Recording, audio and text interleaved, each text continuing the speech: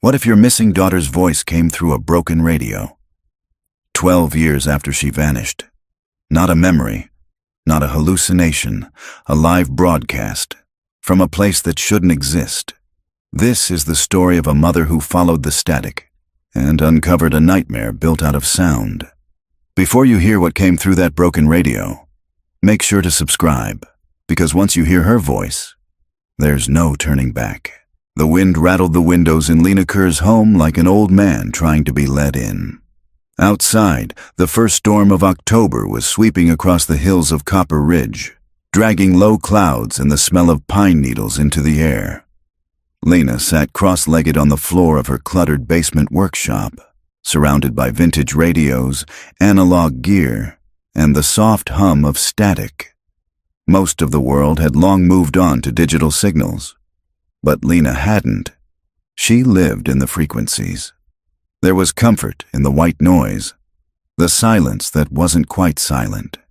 She adjusted the dial of her restored Kenwood TS-520, sweeping slowly through the low bands.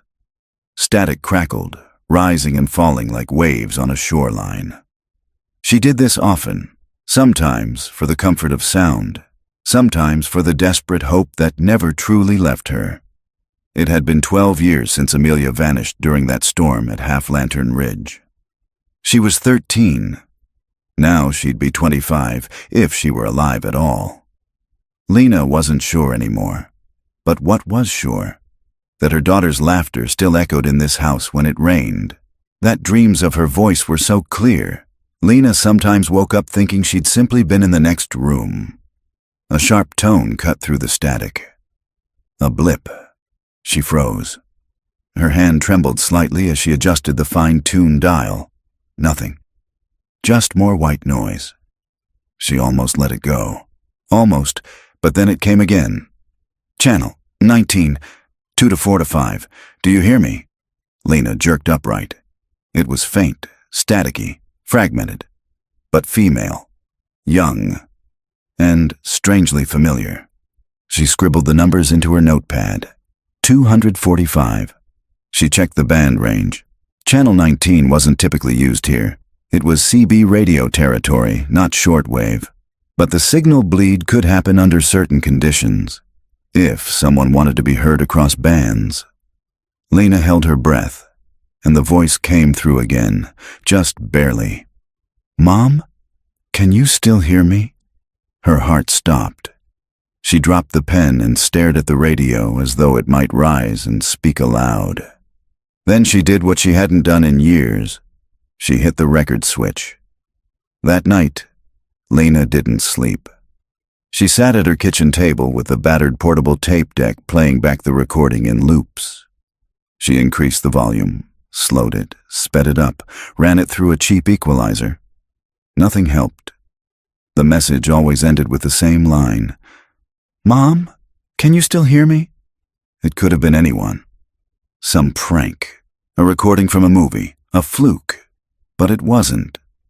Lena knew her daughter's voice, even warped by static, even after 12 years, even now. She turned her eyes to the sideboard drawer and slowly pulled it open. Inside were the keepsakes, Amelia's birth certificate, the last school photo, and a yellowed police folder labeled Missing Person, Amelia Kerr. She thumbed through it, pausing at the composite sketch. The older version of Amelia the Bureau had created 2 years ago, what she might look like at 23. The same long lashes, that faint chin dimple. I'm not crazy, Lena whispered to no one. I heard her. That was her. She picked up her phone and stared at it. The number blinked back. Maya Kerr. Her sister. The last person who'd ever believed Lena was too obsessed to let go. Lena tapped out a message. Need your help. Now it's Amelia. I heard her. Starting again. The typing dots blinked, paused, and disappeared. No response. Lena leaned back in her chair, exhausted, eyes fixed on the ceiling. Thunder rolled in the distance. She got up, went back downstairs, and sat again by the Kenwood. She tuned back to Channel 19, hoping against reason. And then, once more. Don't stop listening. Please, you're the only one who can still hear me. By morning, the storm had passed, but Lena's thoughts were still thunderclouds. She stood in the glow of the open fridge, sipping orange juice straight from the carton. Her phone remained on the counter, silent, until it vibrated at exactly 8:03 a.m. Maya Kerr. I'm driving up. Don't make me regret this. Lena's reply was instant. Bring your gear. I've got a tape. Maya arrived just after 10, driving the same beat-up gray Jeep she'd owned for years. A pair of black boots slammed to the pavement as she stepped out, all wiry energy and sharp eyes, her backpack already slung over one shoulder. Tell me this isn't another dead rabbit hole, she said before even reaching the porch. Just listen first, Lena said. No hello, no hug. They went downstairs into the basement, where the air always smelled like solder and old carpet. Lena pressed play on the deck without a word.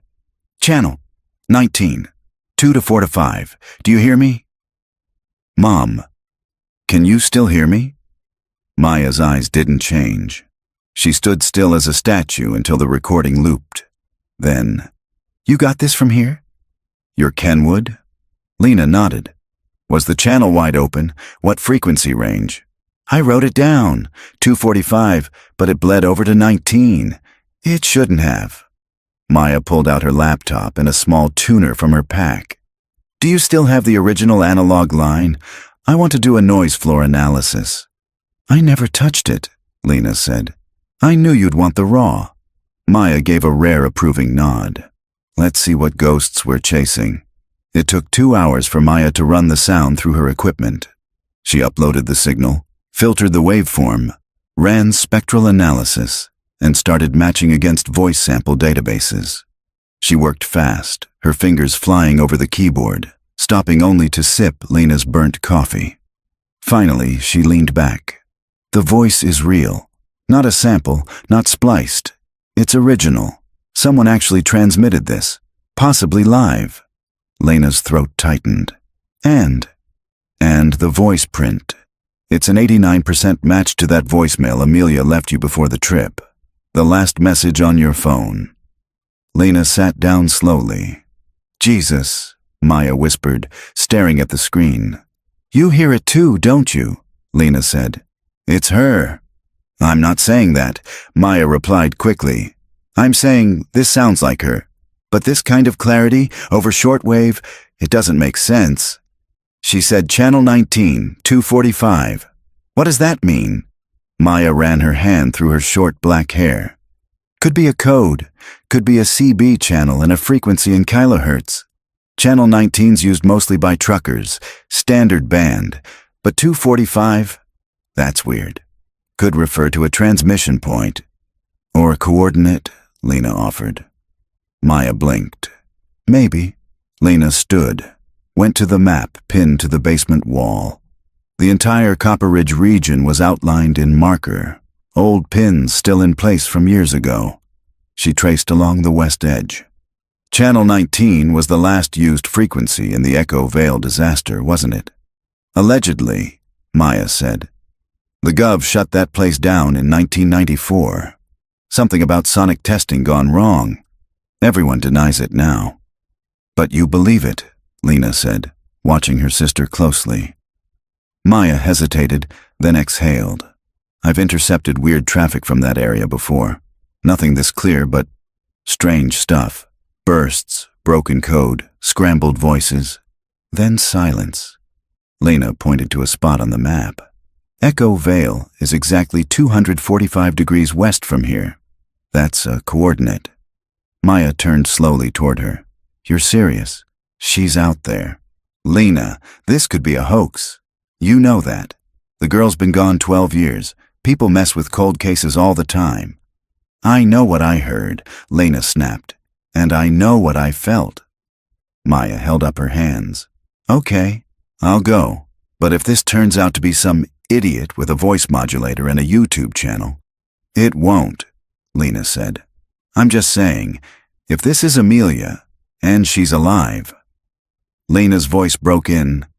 Then we bring her home. They packed light. Food, flashlights, solar chargers, and every piece of portable radio gear Maya owned. Lena brought Amelia's old charm bracelet. Maya brought a .38 revolver she said was for coyotes, but Lena knew better. They drove out by noon, heading west toward the forbidden hills of Echo Vale. The land changed the farther they drove. Townhouses and grocery stores gave way to old mining roads, forgotten telephone poles, and sky so wide it made the world feel unmoored. By 2:30 p.m., they reached the edge of the vale, a collapsed wire fence with a faded government warning sign barely clinging to its post. Maya stopped the jeep. "This is where the grid goes dead." Lena checked the radio. Static. Then, "Don't stop. I'm here. Please." Her hands trembled. Maya caught her wrist gently. "Then let's find her." The moment they passed the broken fence and into Echo Vale proper, the silence grew unnaturally deep. No birds, no wind through the trees, not even the buzz of insects, just the crunch of tires over gravel and the faint hum of the radio static still coming from Lena's lap. Maya pulled the jeep off the main path and into the woods, following an old maintenance trail barely visible through the undergrowth. "This place shouldn't exist," she said, voice tight. "It's been off maps for decades." "But someone's still transmitting from it," Lena replied. They drove for another 15 minutes, deeper into what looked like nature trying to erase man's mistakes. Fallen power lines rusted beside trees that grew through them. Half-buried posts stuck out of the ground like broken bones. Nature, aggressive and overgrown, had swallowed whatever had once stood here. The road ended abruptly near a collapsed watchtower, its rusted frame tilted like a leaning cross. The structure looked burned, its metal melted in places as if by extreme heat. Maya cut the engine. The silence afterward was so profound, Lena felt like her ears had popped.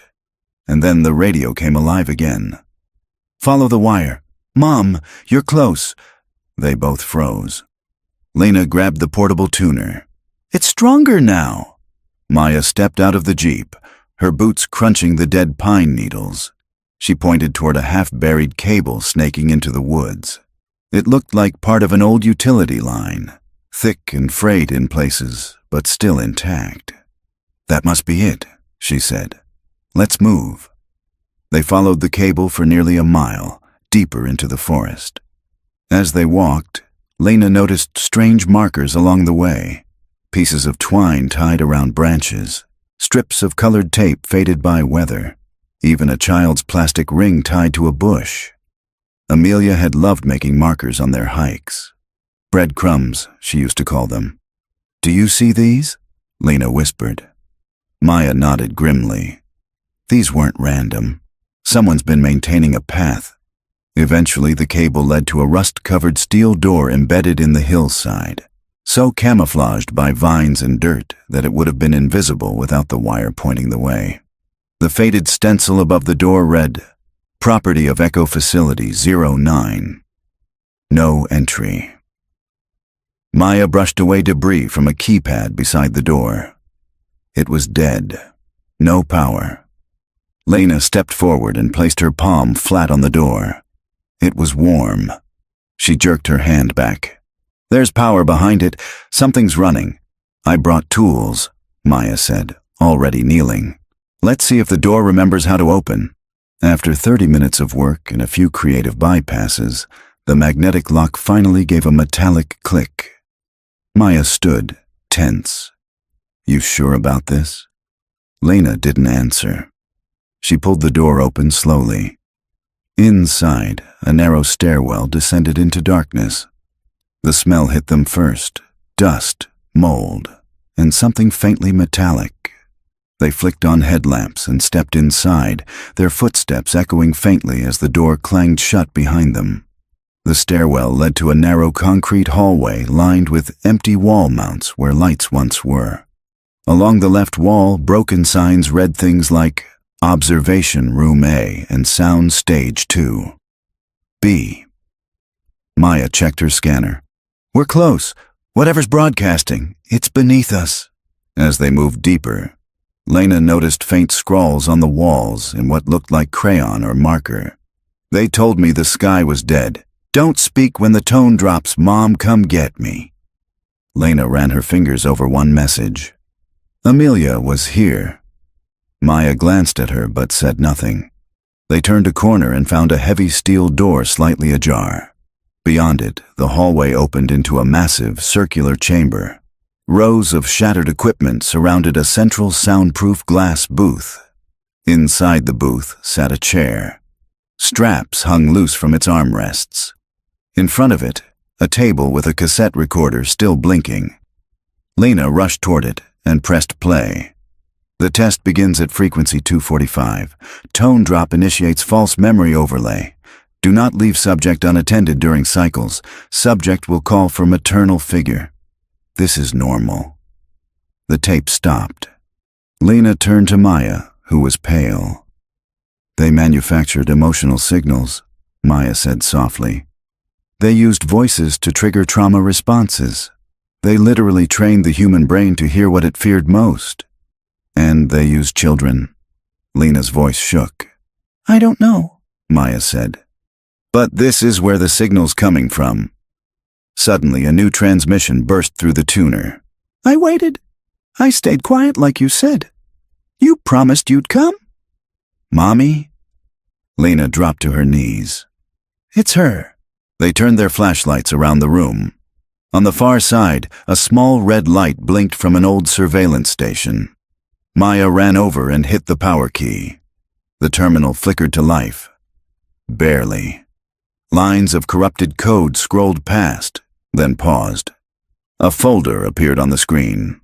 Subject 7AK, Lena stared at the letters. AK, Maya clicked. Inside were audio logs, video snippets, notes. They played the first file. Subject 7 continues to respond positively to maternal simulation overlays. Real-world identifiers suppressed. Vocal contact increases receptiveness. Next file. Request made. Subject wants to speak to Mom. Technician told to approve. Lena felt nausea rise. They had fed Amelia her own memories, but filtered, warped, rehearsed. She's alive, Lena whispered. They used her. They conditioned her. Maya shook her head slowly. Number not used. Not anymore. She pointed to a final log, labeled Signal Loop, Live Active Date. Yesterday. They hadn't just experimented with her. Someone was still doing it. Right now. They stood over the last log file for a long time, neither woman speaking. Maya broke the silence. The transmission that led us here. It didn't come from inside this bunker. Lena turned to her. But the live signal is routed, Maya said. Bounced off here, relayed. I think this was the loop. Her voice repeated. But the live feed we caught, it came from somewhere else. She pointed at a line of data in the terminal log. Origin, TXN4/Site B/L8, 45.117 North/L-on, -122.083. West, Lena grabbed the map out of her pack and spread it across the table. Coordinates, Maya confirmed, pulling out her phone. Let me convert it. A moment later, the pin dropped. Maya's screen displayed a wooded area, about 6 miles northeast, still within the perimeter of Echo Vale. There's no road, she said. Just trees, an old ridge, and what looks like ruins. Lena stared at the red dot. She's there. Back at the Jeep, Lena cranked the heater while Maya plotted the hike. The sun was already sliding behind the trees, casting long gold shadows across the ridge. 4 miles to the closest drop-off, Maya said. We'll have to hike the last 2, steep climb. We'll go now. Maya glanced at her. It'll be dark. She's alone, Lena said. Or worse, she thinks she is. They packed up again. Lena checked the battery in the signal tuner. It still hummed with a steady pulse. Whatever was transmitting, it hadn't stopped. They reached the drop-off point just before dusk. The jeep couldn't go further. Too many fallen trees. The trail too narrow. Lena grabbed a flashlight, but Maya stopped her. "Use red light," she said. Harder to spot. They activated red lens headlamps and began the uphill trek through dense underbrush, pine needles crunching softly underfoot. The woods felt older here. Forgotten. A kind of dead hush hung in the air. At the halfway point, Lena stopped suddenly. Something glittered on a low branch. She leaned in and gasped. Tied carefully with twine was a silver bracelet. Not new, faded, worn, but unmistakable. 3 tiny charms hung from it. A book, a cat, a moon. Lena's eyes filled with tears. She used to call it her story bracelet, said every charm told part of a dream. She reached for it, and a note fluttered to the ground. It was just a torn scrap of cloth, with blocky handwriting in blue marker. 245 still works. Can you follow me back? Maya picked it up. She left this. Today, maybe yesterday. She's not just alive, Lena. She's trying to get out. They pushed forward with renewed urgency. As night fell fully, the woods seemed to press in closer. More markers appeared. Bits of ribbon, colored string, crushed candy wrappers laid out like trail signs. At 8:13 p.m., the trees opened into a clearing. Before them stood a low, collapsed structure, swallowed by moss and vines. The stone foundation was cracked but visible. Beneath it, a stairwell descended into darkness. Lena didn't hesitate. She descended with Maya right behind her. The staircase ended in a metallic corridor lit by flickering orange bulbs. A humming sound vibrated the air, a soft electronic whine. They passed faded signage. Site B, Observation Vaults Level 1. Memory Containment Level 2. Experimental Audio. "I swear this wasn't on any record," Maya said. "Not even the echo reports mentioned a Site B." Lena pressed on, her breath catching with each turn. Finally, they reached a reinforced door. No keypad, just a handle. She pushed it open and froze. The room beyond was a bedroom. Small, sterile, yet unmistakably lived in. A twin bed. Shelves lined with books, worn and yellowed. A poster of the moon taped crookedly to the wall. In one corner sat a desk with an active radio set, its dial locked on 245.000 kilohertz. And on the bed, a notebook. Lena rushed to it, flipping pages. It was a journal, written in an uneven hand, every page filled edge to edge. "They said my mom was dead, but I don't believe them. She said the moon would always be the same size, no matter how far away we were, so if I can see the moon, maybe she can too. Sometimes I talk into the radio just to feel like someone might hear me. They stopped answering last winter, but I keep trying. One day she'll answer. One day she'll come for me." Lena's hand trembled. She turned to the last page. "If you're reading this, then I was right. You're real. Please don't stop. I'm close now. I can hear you too." Maya touched her shoulder. "Lena." She turned. Maya was pointing to a small side chamber. A steel cabinet stood open, inside which were dozens of cassette tapes, each labeled Subject 7, Day 1, Day 2, Day 4129. Lena scanned the rows. Over 11 years of recordings. She grabbed the most recent one and played it. "Today, I dreamed of our backyard. The pink chair was there, and the neighbor's dog barking.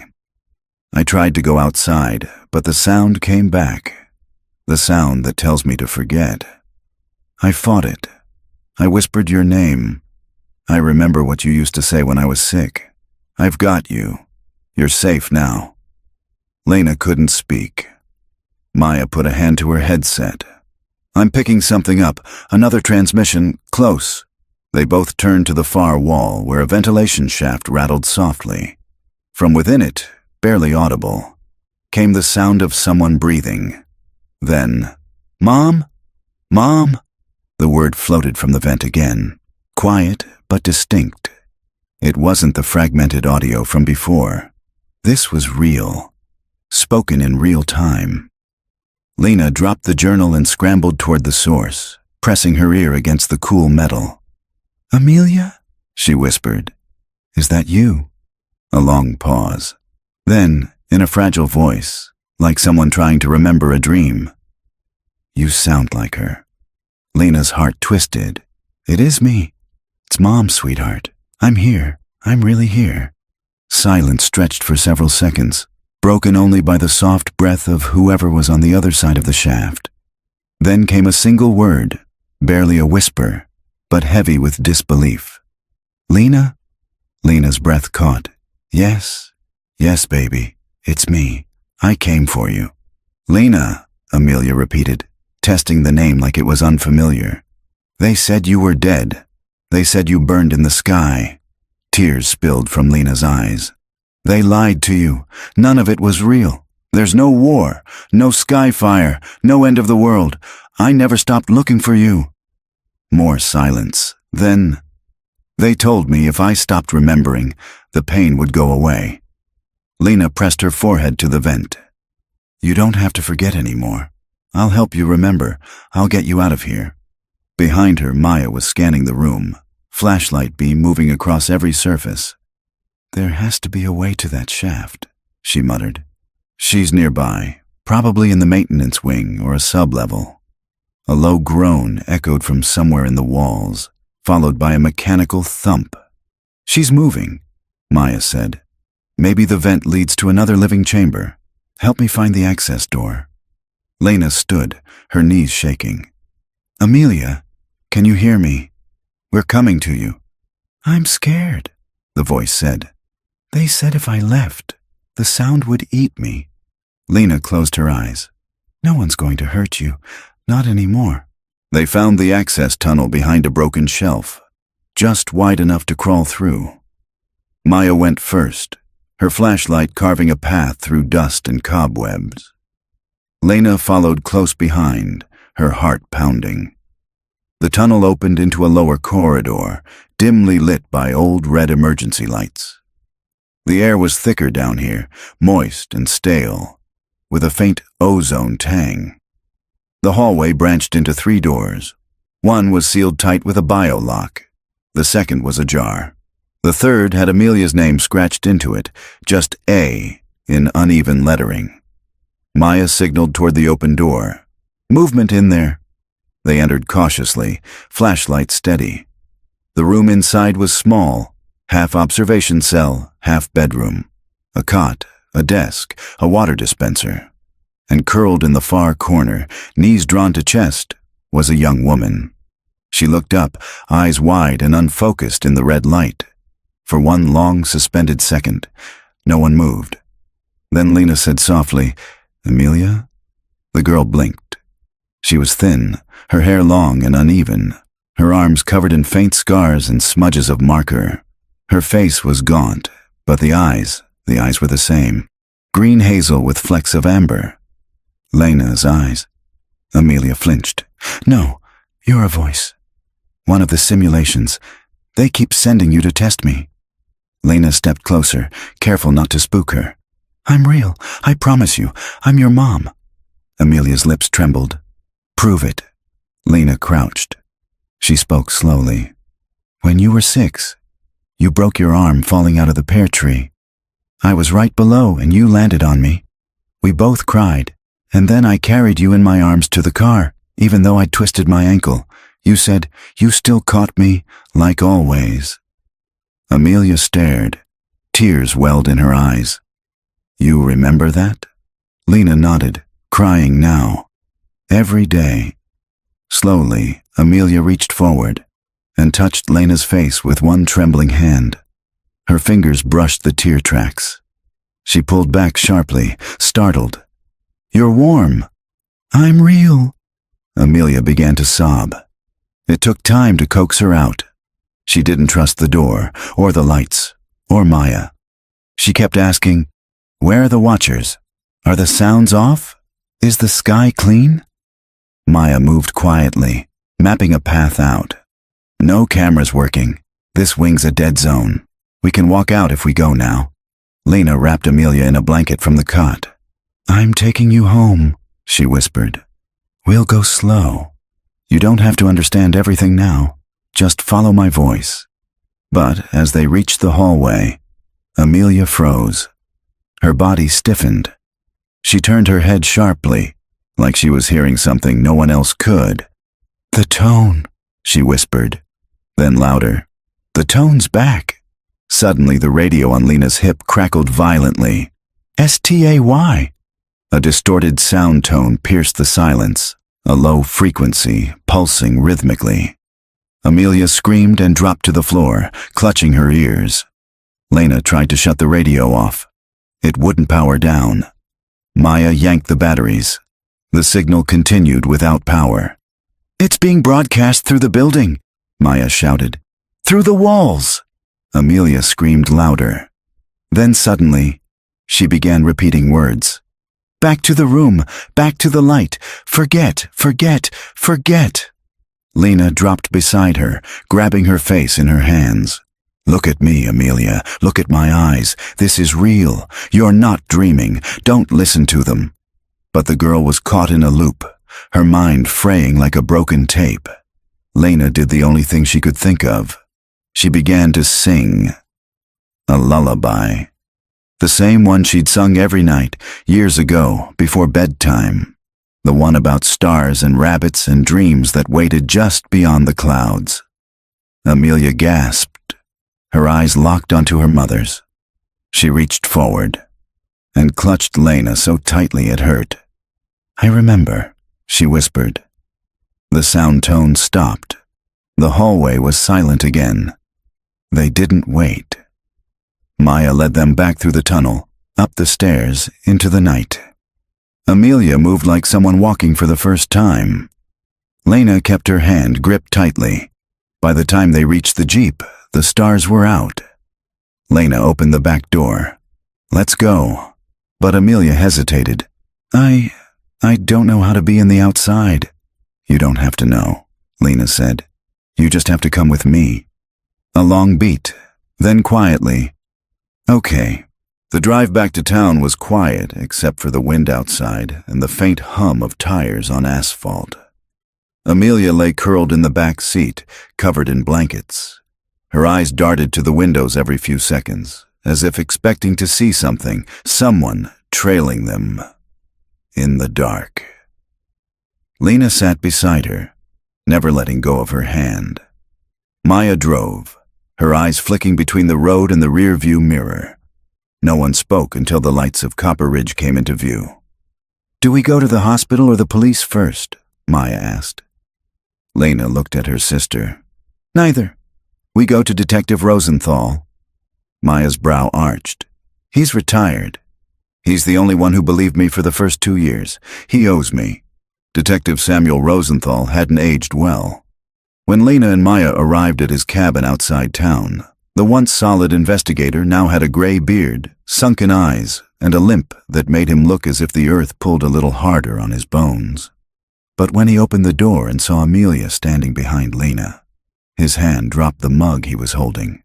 Christ, he whispered. It's her. Lena nodded.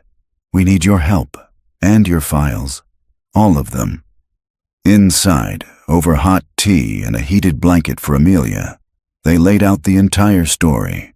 The recordings, the signal, the bunker, the journal, the radio frequency, the voice simulations, the tones. Rosenthal said nothing for a long time. Then he walked into a back room and returned with a locked metal box. Back in the early 90s, he began, there was a military contractor operating out of Echo Vale. Name was Theratech, a subsidiary of a now-defunct defense firm called ProSyn Corporation.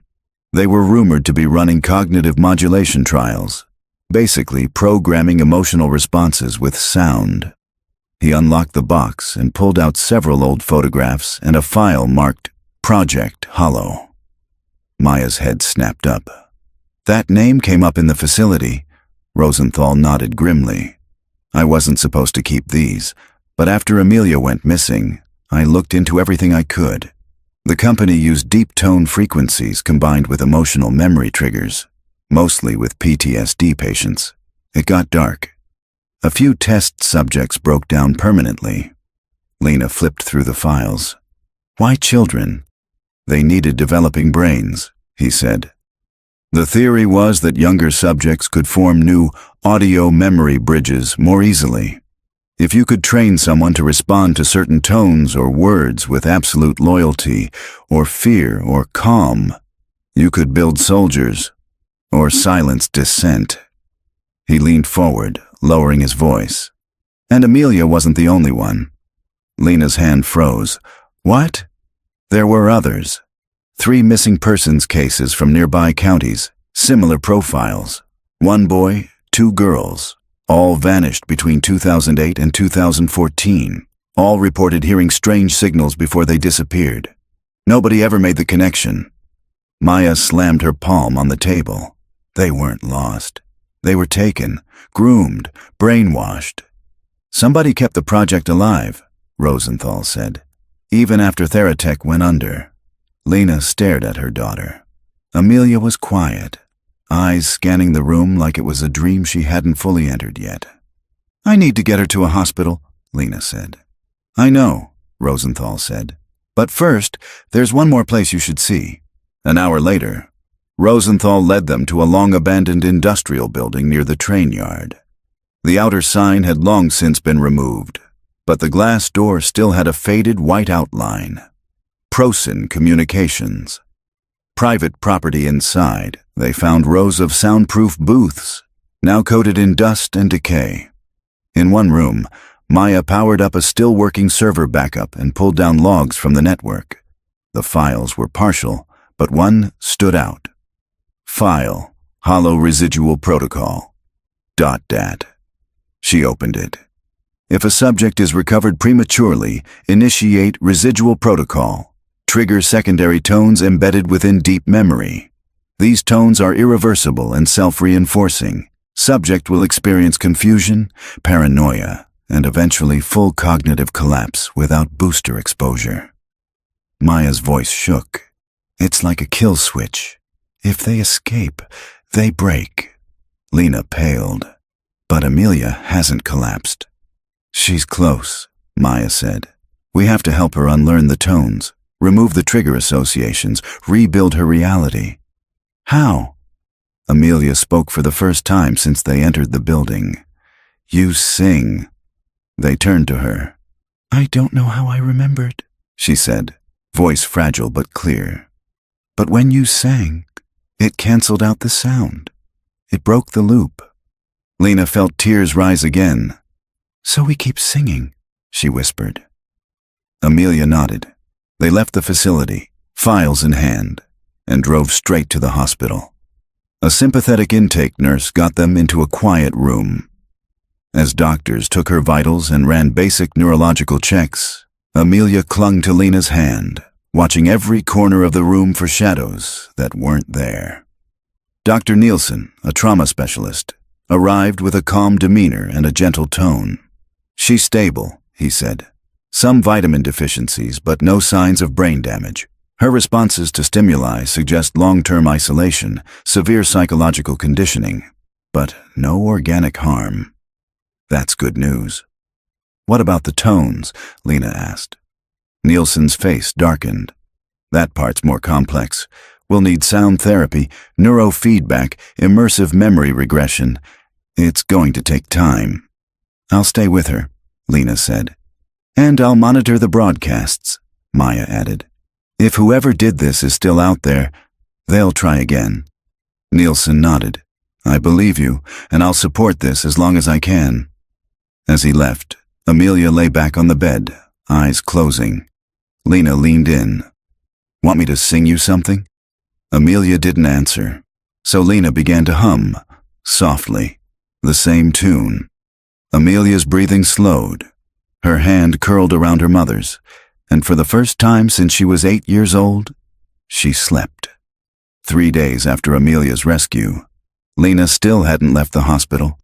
She slept in the reclining chair beside her daughter's bed, ate cafeteria food, and kept her phone permanently charged in case Maya called with updates. Amelia hadn't spoken much since that first night, but she'd started drawing. Strange, swirling shapes, spirals, waveforms, and crude figures connected by what looked like wires or sound waves. Lena recognized one pattern immediately: the Kenwood tuner's dial layout. Whatever had been done to Amelia, it wasn't just psychological. It was embedded in the way she saw the world, through signals, channels, and control. On the morning of the fourth day, Lena awoke to Maya standing beside her, holding a laptop and a look of dark excitement. "I found him," she said. Lena rubbed her eyes. "Who?" Maya sat on the edge of the windowsill, lowered her voice. "The person who designed the original tone algorithm for Project Hollow. His name's Boone McAllister. He was a military sound tech turned contractor. Disappeared around 2015. But guess what? He's alive, using an alias, Elias Ford. Lives up in a cabin near Miners Peak, completely off-grid. People think he's some eccentric ham radio guy." Lena sat up straighter. "He helped create what they did to Amelia. He wrote the code that taught the brain to associate certain frequencies with specific emotional responses. Basically, he weaponized memory. Then we need to talk to him." The drive to Miners Peak took 4 hours. Boone McAllister's cabin was tucked into the northern edge of the mountain pass. The gravel road up was lined with abandoned logging signs, and Maya had to switch into 4-wheel drive halfway up. They parked near a clearing. Smoke drifted lazily from a chimney. "Looks quiet," Maya said, pulling a small taser from her glove compartment. "But let's assume nothing." As they approached, a figure appeared in the doorway, tall, bearded, early 60s. His eyes, behind wire-rimmed glasses, locked onto Lena first. "You're not lost," he said. "No," Lena replied, "but something is. My daughter." Boone stared for a beat, then turned and walked back inside without a word. Maya gave Lena a look. Lena followed him in. The interior smelled of pine wood and solar. Radio parts were strewn across every surface. Paper charts lined the walls. Wave patterns, frequency grids, scribbled equations. It looked like a combination of a workshop, a bunker, and a shrine to failed science. Boone sat at a workbench and gestured to a pair of old wooden chairs. "Sit, but don't lie." "We won't," Lena said. Maya remained standing. Boone leaned back. "So, she survived." "She's in a hospital now," Lena said. "She was held for 12 years, indoctrinated, conditioned, tortured with those tones." Boone closed his eyes, as if the words physically hurt. "It wasn't supposed to work on children. Not like that." "But it did," Maya snapped. "And it was continued long after your exit." "I warned them," Boone said, voice low. "When I left Prosin, I deleted all my research. I burned the protocols, the maps, the schematics. But I wasn't the only one working on it. There were others. They called them audio shepherds. People who believed they could use tone control to create better citizens." "Better?" Lena repeated. "They ruined her." Boone opened a drawer and removed an old audio cassette. "This is why I left. It's called the resonance breaker. It's an anti-tone, a deconditioning frequency I built in secret. Never released it. I didn't know if it worked." "What does it do?" Maya asked. "It introduces instability into the memory bridges, softens the emotional bind, makes the brain question what it believes it knows." Lena leaned forward. "Could it help Amelia?" Boone didn't answer directly. "It could also wipe her entirely if she's too fragile." Lena took the cassette. "We'll try it gently, slow exposure, in a controlled setting." Boone met her eyes. "You really love her." "She's my daughter." He nodded once. "Then I'll come with you." Maya raised a brow. "Why?" "I want to see if redemption's possible." Back at the hospital, the doctors weren't thrilled with Boone's presence, or the cassette. But Lena had authority over Amelia's care. Dr. Nielsen agreed to let them test the resonance breaker in the neurotherapy suite under supervision. Amelia was hesitant, but curious. When she saw the tape, her expression shifted. "That's the shape from my dreams." Boone sat across the room and spoke for the first time. "You remember it because they trained you on a looped frequency. This one is different. It'll sound like the same shape, but it leads out, not deeper in." "Why should I trust you?" "You shouldn't," Boone said, "but you can trust the music." They played the tone. It was soft, barely audible, a shimmering hum with a strange dissonance beneath, like wind blowing through a flute in reverse. As it played, Amelia sat very still. Then she began to cry, but not in fear. She reached for Lena's hand. "I can see the house," she whispered. "Our porch, your voice on the phone, my room, the pink glow stars on the ceiling." Lena was weeping too. "You're remembering." I think I'm coming back." The resonance breaker worked. Too well. By the second day of treatment, Amelia could recall specific memories with startling clarity. Her 7th birthday party, her favorite cereal, the time she skinned her knee during a bike race with her cousin. Her emotional responses, joy, fear, sadness, returned naturally, no longer triggered by tones or control phrases. But with every breakthrough came another effect. Bleed. It started small. The hospital's intercom systems began emitting faint tones before messages. The fluorescent lights in Amelia's room flickered at random intervals, in rhythm with an unseen signal. Maya noticed it first. She tapped into the hospital's server and found unauthorized access points, low-level pings trying to piggyback onto the hospital's audio network. "They know she's awake," Maya said. Lena's stomach turned cold. "Who's they?" Boone stood in the doorway of the hospital suite, pale and tight-lipped. "The ones who stayed in the project after I left. They didn't want to release control. The signal you're seeing is part of the fail-safe protocol. If a subject begins to break orbit, they re-engage the source tone, remotely." Lena looked at Amelia, who was seated on the floor drawing again. Her hands were steady, her face calmer, but her eyes flicked to every flicker of light or beep from the machines. "We have to stop it," Lena said.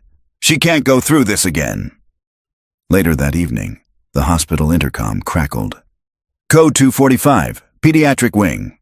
Stand by." Lena jumped. "Did you hear that?"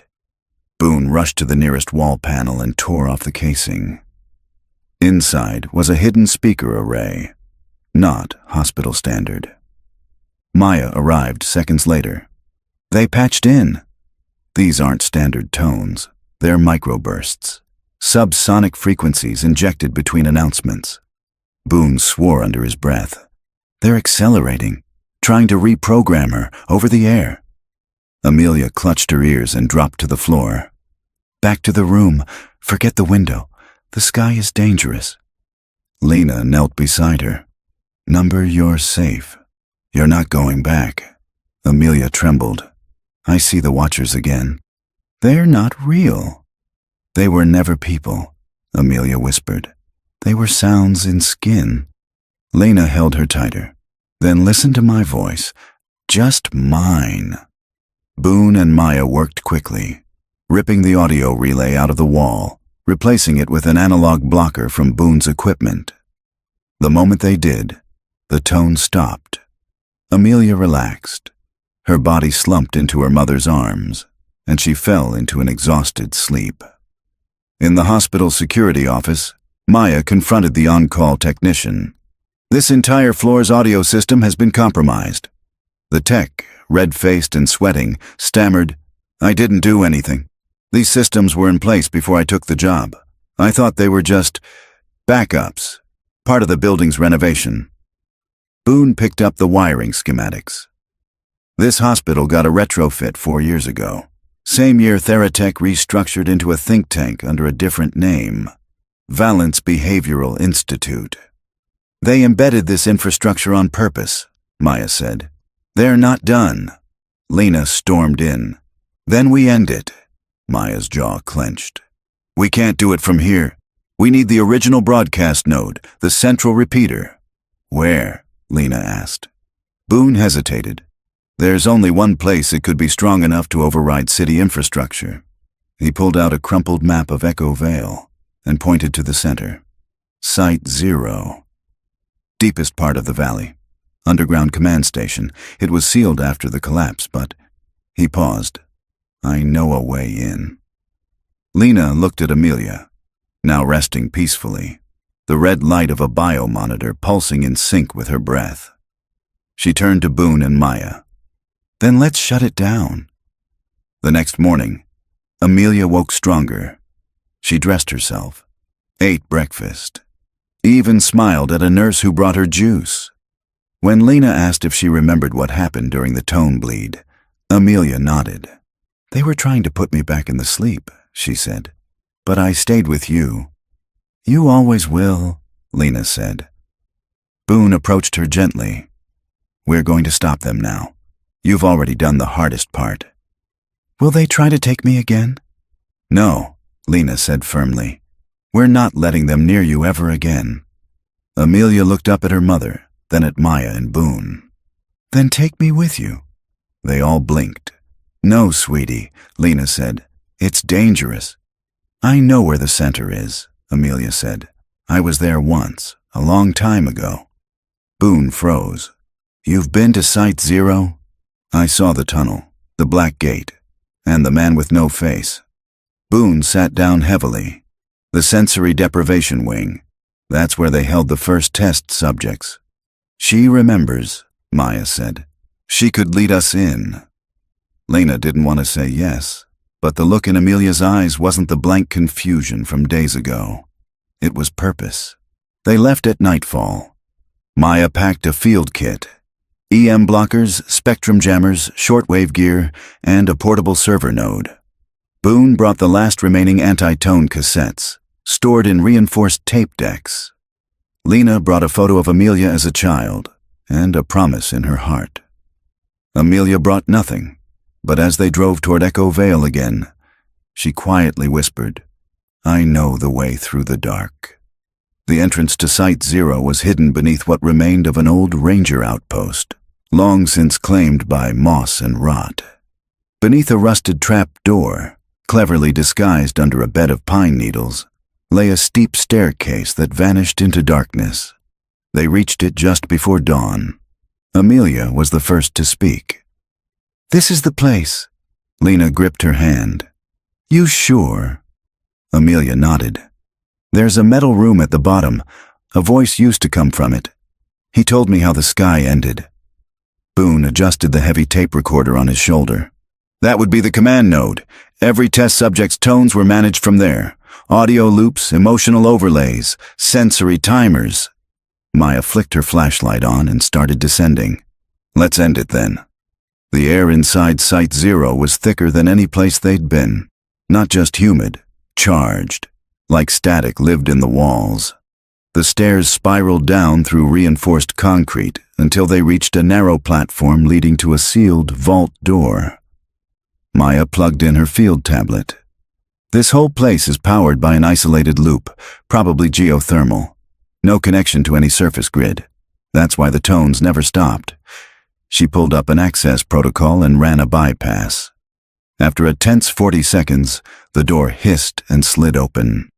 Inside was a dome-shaped room filled with terminals, blinking lights, and acoustic panels, most of which were cracked or torn. A massive speaker system hung from the ceiling like a shrine. In the center was a single steel chair, bolted to the floor. I sat there, Amelia whispered. Lena didn't answer. Her legs felt like they might give out. Boone slowly walked toward the terminals. These panels are still active. Someone's still sending signal. Maya nodded toward the far side. I've got a second signal path, not automated, manual override. Someone's been here recently, Boone said. That's when they heard it. Footsteps, light but deliberate, coming from a corridor to their left. Amelia didn't move. She stared straight at the corridor and said, "He's still down here." The footsteps grew louder. Then a man stepped into the room. He was clean-cut, mid-40s, wearing a lab coat and an ID badge that read, Dr. Elian Voss. Valence Institute Lena instinctively stepped in front of Amelia. "I was wondering when you'd come," the man said calmly. "You've caused quite a stir. Bringing her here? Bold." Maya lifted the taser in warning. "You want bold? Try me." Voss raised his hands. "Please, no need for threats. You're too late anyway. The system is ending. The signal chain has already been set to purge." Boone stepped forward. "You ran Hollow's continuation, didn't you?" "I refined it," Voss said. "Removed the instability. The earlier models, your models, were crude. But with Amelia..." Lena snapped. "She's not your test subject. She's my daughter." Voss tilted his head. "She was a breakthrough, the first subject to survive the full tone spectrum and retain identity. Do you know what that means? I know she suffered for 12 years while you played God. She's the template, Mrs. Kerr. She doesn't just respond to tones, she emits them. Her memory architecture can influence others. We were going to change how humanity stores pain." Boone's face was ashen. "You made her a broadcaster." Voss nodded. "But now that she's breaking free, the system degrades.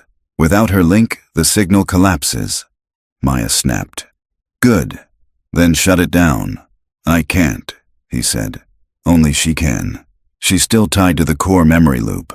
If she cuts the last node, the frequency ends." Lena turned to Amelia. "Can you do it?" Amelia looked at the room. Slowly, she walked toward the chair. "No," Lena grabbed her. "You don't have to sit in that again." Amelia looked into her mother's eyes. "I remember everything now, but if I don't shut it down, they'll find another me, somewhere else." Boone stepped forward. "We don't know what it'll do to you." "I know," Amelia said. "But I'm not afraid of the tone anymore." She sat. The moment her body touched the steel, the room hummed to life.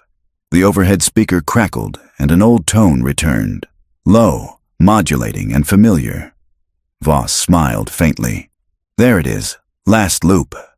Lena rushed toward him, slamming him against the wall.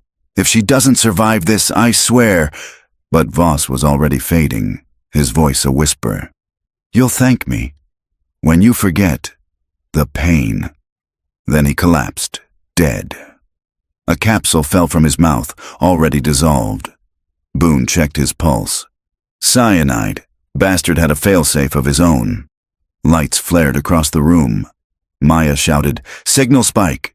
"She's triggering the purge." Amelia's body tensed, her hands gripping the chair arms. The speakers emitted a strange, warped, reverse tone. Like all the pain ever embedded in the system was being sucked back into the walls. Lena ran to her. "Amelia, hold on!" Amelia didn't scream. She sat very still, her lips moving. "Back to the start. Back to the song. Back to the sky that didn't fall." The room began to shake. Panels burst from the walls. Screens went black. Maya grabbed Boone. "The system's imploding. We need to move." Lena refused to leave Amelia. "I'm not leaving her." Amelia turned her head slowly. Her eyes met Lena's. "I'm okay." She stood. The speakers exploded, and everything went quiet. Outside, the morning air was still. The birds had returned to Echo Vale. The signal was gone. Amelia walked unaided to the jeep. Lena never let go of her hand. Boone burned the final tape. Maya crushed the last frequency chip, and together they left the valley behind, forever. 3 weeks later, Amelia Kerr sat on the back porch of her childhood home, wrapped in a knitted shawl, sipping from a mug of chamomile tea. The sun had just crested over the trees, casting a pale orange light on the grass. The wind rustled through the leaves, and for once, the breeze didn't sound like a signal. She blinked into the quiet and whispered, "It's not loud anymore." Inside the house, Lena froze at the sound of her daughter's voice, calm, steady, unprompted. She stepped out onto the porch, a cup of coffee in hand. "You slept," Lena said. Amelia nodded. "It wasn't the kind of sleep they taught me. No dreams in code, just blackness, and then light." Lena sat beside her, close but not crowding. She'd learned in the past 21 days that Amelia's mind operated like a tuning dial. Too much signal, too many emotions, too fast, and she'd short-circuit. So Lena had learned to speak slower, softer, to let silence live between the words. "Do you want to try something today?" Lena asked. "A walk? The bookstore?" Amelia hesitated. "I think maybe I could go to the backyard, alone." Lena smiled. "That's more than enough." Progress came in fragments. At first, Amelia barely left her room, afraid that opening doors might unleash loops again. But over time, she rediscovered pieces of herself, through smells, fresh laundry, sensations, grass on bare feet, and sounds that once scared her but now brought peace. Birds, rain, the hum of the fridge. She still didn't like music. Too structured, too patterned. But she liked when Lena sang. "You don't sing in lines," she once said. "You sing in curves. That's safer." Lena often cried in the shower, quietly so Amelia wouldn't hear. But she also laughed more than she had in years, especially when Amelia made awkward observations like, "Why do people keep checking in?" "Isn't it strange that humans ask how you're doing but don't actually want the long answer?" Or, "Is tea just emotional water?" Maya visited twice a week, bringing her laptop and analog equipment. She helped Amelia learn to filter digital noise, not just avoid it.